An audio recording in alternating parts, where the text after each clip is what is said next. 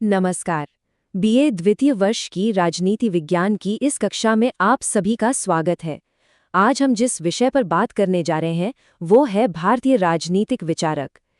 देखिए, आज का भारत जैसा है, हमारा लोकतंत्र जैसा काम करता है, उसके पीछे कुछ बहुत गहरे विचार हैं, बहुत गहरी सोच है। तो आज हम उन्हीं विचारों की दुनिया में उतरेंगे और समझेंगे कि आखिर किन विचारकों ने हमारे देश की नींव रखी। तो स्क्रीन पर जो दिख रहा है ये हमारा सिलेबस है, हमारा पाठ्यक्रम। लेकिन इसे सिर्फ एक कोर्स का सिलेबस मत समझिए।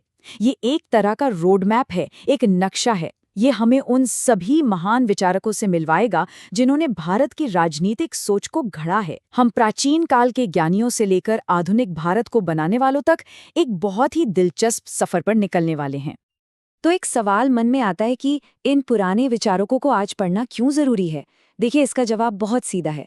आज की राजनीति में हम जो भी बड़ी बहसें सुनते हैं, चाहे वो सेक्युलरिज्म पर हो, राष्ट्रवाद पर हो या फिर सामाजिक न्याय पर, इन सब की जड़ें कहीं ना कहीं इन्हीं विचारकों के सिद्धांतों में मिलती है। इनके विचारों को समझे बिना हम आज के भारत को और इसकी चुनौतियों को ठीक से नहीं समझ सकते। तो चलिए इस सफर की शुरुआत करते हैं हजारों साल पहले से। हमारी पहली इकाई यानी यूनिट 1 हमें प्राचीन भारत के दो सबसे बड़े राजनीतिक चिंतकों से मिलवाती है, मनु और कौटिल्य। इनके विचार आज भी इतने प्रासंगिक क्यों हैं? आइए जरा देखते हैं। अच्छा, इन दोनों को समझने के लिए सबसे पहले सप्तांग सिद्धांत को समझना होगा। ये क्या है? कल्पना कीजिए कि राज्य एक जीवित शरीर की तरह है। जैसे हमारे शरीर के अलग अलग अंग होते हैं, है ना? दिमाग, हाथ, पैर। वैसे ही इस सिद्धांत के मुताबिक राज्य के 7 अंग होते हैं। स्वामी यानी राजा, जो राज्य का मस्तिष्क है। अमात्य यानी मंत्री, जो उसकी आंखें और कान हैं। दुर्ग यानी किला, जो बाहों की तरह रक्षा करता है। कोष यानी खजाना, जो पेट की तरह ऊर्जा देता है। दंड यानी सेना, जो उसकी ताकत है। और मित्र यानी सहयोगी देश, जो उसे आगे बढ़ने में मदद करते हैं। अगर इनमें से एक भी अंग कमजोर पड़ जाए तो पूरा राज्य बीमार पड़ जाता है। तो जैसा कि हम यहाँ देख सकते हैं, मनु और कौटिल्य दोनों ही सप्तांग सिद्धांत को राज्य का आधार मानते हैं। ये तो कॉमन है। लेकिन फर्क कहाँ है? फर्क है विदेश नीति में। जहाँ मनु का मंडल सिद्धांत पड़ोसी राज्यों के साथ संबंधों का एक जटिल जाल बुनता है, एक शतरंज की बिसात की तरह, वहीं कौटिल्य की षड्गुणीय नीति कूटनीति और शक्ति के व्यवहारिक इस्तेमाल पर ज्यादा जोर देती है। इससे पता चलता है कि प्राचीन भारत में भी फॉरेन पॉलिसी को लेकर कितनी गहरी सोच थी। चलिए अब समय में एक लंबी छलांग लगाते हैं और उस दौर में चलते हैं जब भारत गुलामी की जंजीरों में था और अपनी पहचान को फिर से खोज रहा था। ये सामाजिक सुधार, राष्ट्रवाद और आज़ादी के संघर्ष का दौर था। एक ऐसा दौर जिसने भारतीय राजनीतिक चिंतन की दिशा हमेशा के लिए बदल दी। ये टाइमलाइन हमें दिखाती है कि कैसे विचारों का धीरे धीरे विकास हुआ। देखिए, शुरुआत हुई राजा राम मोहन रॉय के सामाजिक सुधारों से, समाज को अंदर से ठीक करने की कोशिश से।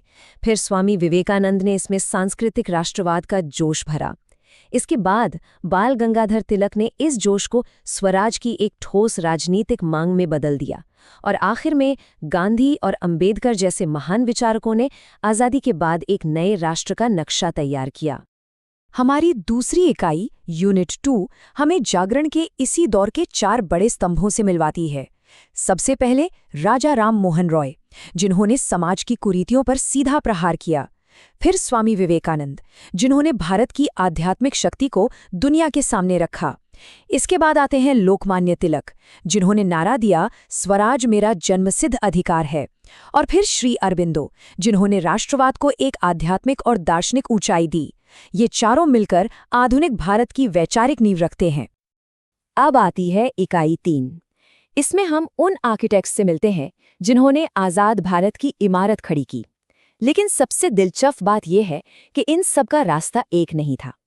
गांधी जी ने सत्य और अहिंसा का रास्ता दिखाया, तो नेहरू ने आधुनिक लोकतंत्र और वैज्ञानिक सोच का। वहीं सुभाष चंद्र बोस ने क्रांति का आह्वान किया, जबकि डॉक्टर बी.आर. अम्बेडकर ने सामाजिक न्याय को हर चीज से ऊपर रखा। इन महापुरुषों के बीच जो बहसें हुई, जो असहमतियां थीं, उन्हीं से हमारे संविधान और हमारी राजनीति ने आकार लिया है। तो 1947 में भारत आज़ाद हो गया, लेकिन इसके बाद एक बहुत बड़ा सवाल सामने खड़ा था। अब भारत को किस रास्ते पर चलना चाहिए? हमारा अगला खंड हमें उन विचारकों से मिलवाता है जिन्होंने इसी सवाल के अलग-अलग जवाब दिए और आजाद भारत की दिशा तय करने में अहम भूमिका निभाई। यूनिट 4 में हमें 4 अलग अलग दृष्टिकोण देखने को मिलते हैं।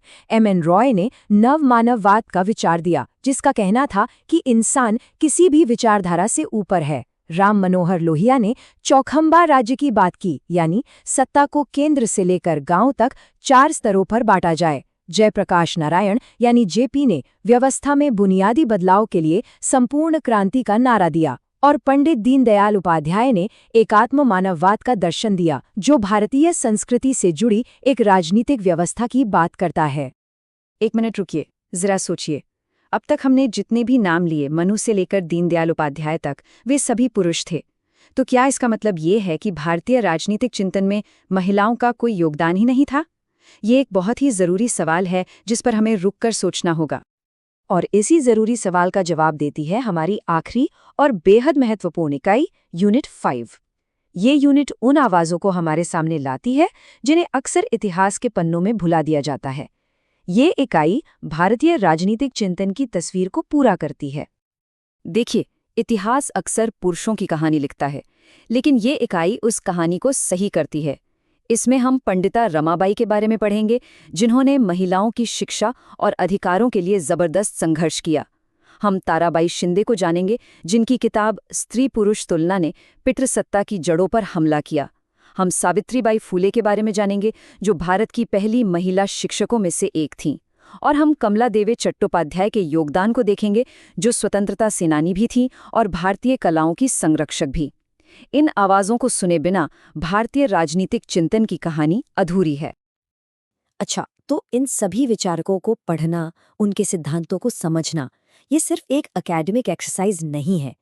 ये जो ज्ञान है, ये असल दुनिया में बहुत काम का है। तो अब सवाल ये उठता है कि इस ज्ञान का इस्तेमाल कैसे किया जा सकता है? ये आपके भविष्य के लिए कौन-कौन से रास्ते खोल सकता है? ये पेपर कई दरवाजे खोलता है। जो लोग सिविल सेवाओं यानी यूपीएससी की तैयारी कर रहे हैं, उनके लिए तो ये पेपर एक मजबूत नींव की तरह है। जो अकादमिक जगत में जाना चाहते हैं, प्रोफेसर बनना चाहते हैं, उनके लिए नेट जेआरएफ के लिए ये बहुत ज़रूरी है। अगर कानून या पत्रकारिता में जाना है, तो ये आपको एक गहरी समझ देता है, जिससे आप चीज़ों का बेहतर विश्लेषण कर सकते हैं। और जो लोग सामाजिक कार्य या एनजीओ से जुड़ना चाहते हैं, वे सामाजिक न्याय की वैचारिक जड़ों को यहीं से समझ पाते हैं। तो अगर इन सभी विचारों ने आपकी दिलचस्पी जगाई है, तो ये कुछ किताबें हैं जो आपकी अगली मंजिल हो सकती हैं। ये सोचिए आपको उन मूल स्रोतों तक ले जाएगी जहां आप इन विचारकों के साथ सीधा संवाद कर सकते हैं। मेरी सलाह है, इन्हें सिर्फ पढ़िए नहीं, इनसे सवाल जवाब कीजिए, इनसे बहस कीजिए। और अंत में एक आखिरी और सबसे ज़रूरी सलाह, इन विचारकों को सिर्फ दूसरों की लिखी हुई किताबों से मत जानिए। कोशिश कीजिए कि उनके लिखे हुए मूल ग्रंथों को पढ़ें। गांधी को उनकी हिंद स्वराज में पढ़िए, अंबेडकर को उनकी एनिहिलेशन ऑफ कास्ट में पढ़िए। असली संवाद, असली समझ वहीं से पैदा होती है। याद रखिए, ये सफ़र सिर्फ एक परीक्षा पास करने के लिए नहीं है, बल्कि भारत की आत्मा को, उसके विचारों को समझने के लिए है।